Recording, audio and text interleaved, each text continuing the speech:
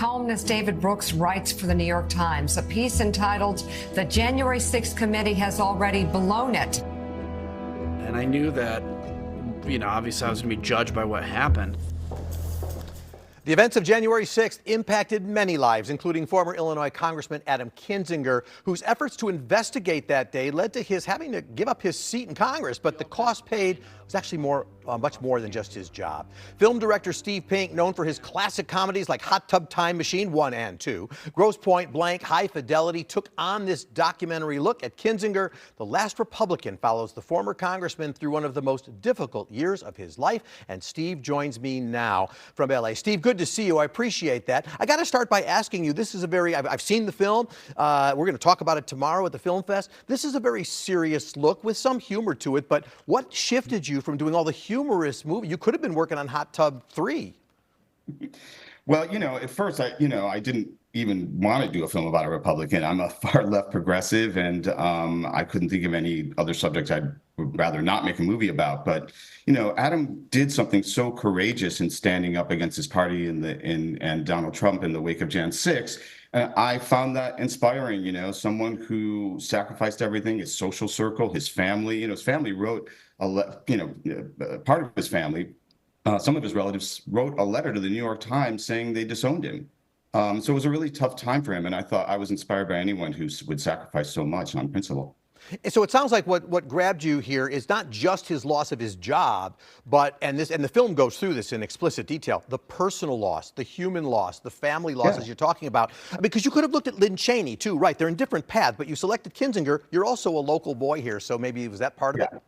Oh, for sure. He was from my home state, and I felt like, not knowing him, that we shared some common ground. I love Illinois. I'm sure, and I love Chicago. In fact, I grew up watching WGN, so I'm thrilled to be on. Thank you. And yeah, so that was certainly part of it. You do ask Adam in the film, to talk about whether he left the Republican Party. He makes it clear that the Republican Party left him. I'm not so sure this is a movie. You're right. You are very, diametrically different in your views of the world, but that is not what propelled you, right? This wasn't about trying to find somebody at all that saw view of the world the same way. This is somebody who saw country over party. Yeah, it's interesting. It first started as a profile in courage and someone who, who chose country over party, but it did kind of evolve into a conversation about the importance of civil discourse, actually, because we found ourselves bantering, with our opposing views all the time. And it wasn't until I got into the editing room that we started seeing all these interstitial moments between us. And we thought, well, that might be an interesting way to frame this movie. So that wasn't actually an initial thing, but it did, I think, become a really important part of the documentary. By the way, I'm putting this all on you. Why would you pick Adam? The truth is, Adam has different views. He also picked you. He had gotten lots of requests to do this kind of documentary, but he picked you. The truth is, he's a fan of your movies.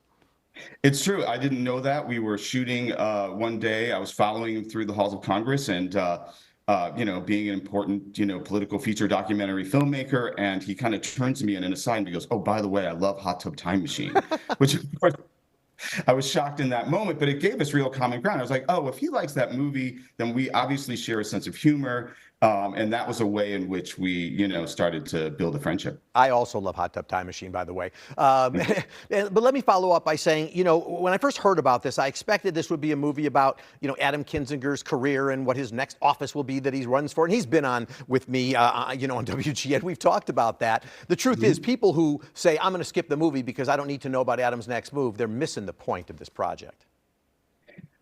Yeah, although that was just another thing he sacrificed, right? He didn't know what would happen. He made a decision that would impact his life in, incredibly consequential ways. And, had to kind of, follow where his life took him from there. So, his ambitions for his career were suddenly very at odds with his principles, and that was what made making this movie so interesting. Steve, when we elect people to Congress, they're meant to be role models for young people, for all of us. As you did this project and spent so much time with Adam, I'm sort of curious, do you now view, and forget political views for a moment, do you now view the people who go to Congress, are they role models, or are many of them kind of models of weakness in your view?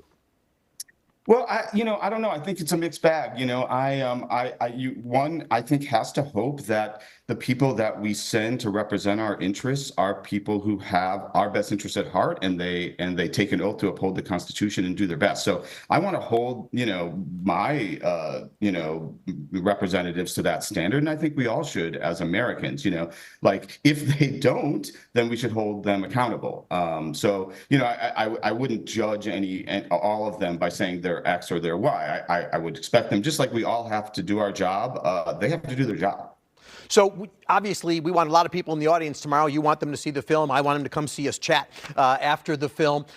I do. If there are Trump supporters who are watching us right now, certainly in our viewing area. What would you say to them who might accept the view that January 6th was a tourist day and all this kind of stuff? What would you say to them to say, no, you need to come see this film? Why? Well, I would say that, going to the civil discourse part, I think you could come and see the film, disagree with Adam, disagree with me, and then let's have the conversation about about those disagreements. I think that's really important. I don't think we can continue to be as divided as we are, and inside that kind of division, so much hostility, right? So if a Trump voter comes to the movie tomorrow, and I would love them to come and see the film, keep an open mind, and then I'd happily have a discussion about the things that are probably important to both of us as Americans.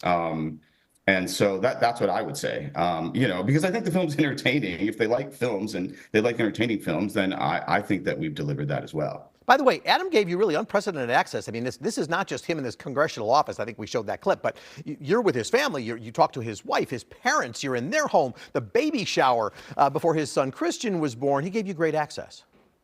Yeah, I mean, that took some relationship building. You'll see in the film that his chief of staff, like right in the beginning of the movie, his chief of staff, Austin Weatherford, wasn't actually thrilled with all the access that we were given by Adam, who trusted us, which was so generous of him and generous of Sophia. And so there was some relationship building. I even think with Sophia and Adam themselves, although they were very open, they were guarded as naturally one would be when you're, walking around suddenly in their personal lives with a camera.